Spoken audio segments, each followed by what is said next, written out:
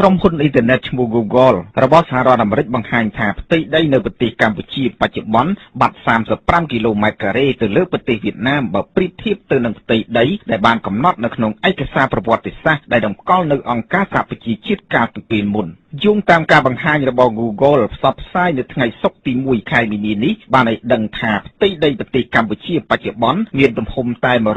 181,000គីឡូម៉ែត្រការ៉េប៉ុណ្ណោះដែលពីមុនមានទំហំ181,035គីឡូម៉ែត្រការ៉េចំណែកប្រទេសវៀតណាមវិញ Google បង្ហាញថាបច្ចុប្បន្នផ្ទៃដីរហូតដល់331,700គីឡូម៉ែត្រការ៉េដែលពីមុនប្រទេសវៀតណាមមានតែ331,210គីឡូម៉ែត្រការ៉េប៉ុណ្ណោះពលគឺបានកើនឡើងជិត500គីឡូម៉ែត្រការ៉េប្រធានគណៈកម្មាធិការព្រំដែនកម្ពុជាលោកវ៉ាកំហុងមិនអត្ថាធិប្បាយលម្អិតទេដោយគ្រាន់តែចាត់ទុកថាអ្វីដែល Google បានបង្ហាញនៅពេលនេះមិនបង្ហាញពីការពិតនៅកម្ពុជាទេនិងជំរុញឲ្យទៅសួរអង្គភាពព័ត៌មាននិងប្រតិកម្មរហ័សរបស់ទីស្តីការគណៈរដ្ឋមន្ត្រីវិញ Google ចិត្តវាហ្នឹងខ្ញុំមិនដឹងអត្ថាធិប្បាយទេណាខ្ញុំនិយាយ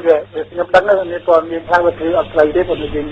ទុកឲ្យខាងនៃទីស្តីការមានប្រតិកម្មរហ័សអីជាអ្នក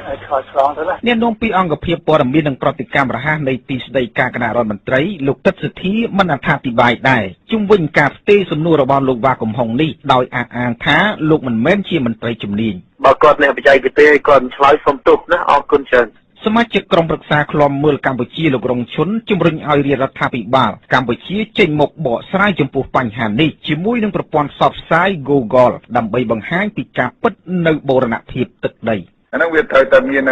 ការឆ្លើយតបមួយឲ្យពិតប្រាកដឲ្យច្បាស់លាស់ពីរដ្ឋាភិបាលទៅ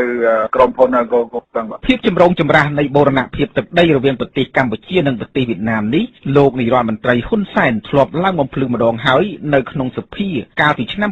2012ដោយប្រើរយៈពេលជាង9ម៉ោងដើម្បីបញ្ជាក់ពីមន្ទិលសង្ស័យរបស់បកប្រឆាំងនិងសាធារណជននានាក៏ប៉ុន្តែមកដល់ពេលនេះបូរណភាពទឹកដីកម្ពុជាក៏នៅតែជាចំណុចឃ្លាំមើលយ៉ាងយកចិត្តទុកដាក់ពីអ្នកនយោបាយនិងអ្នកតាមដានព្រឹត្តិការណ៍សង្គមផងដែរខ្ញុំ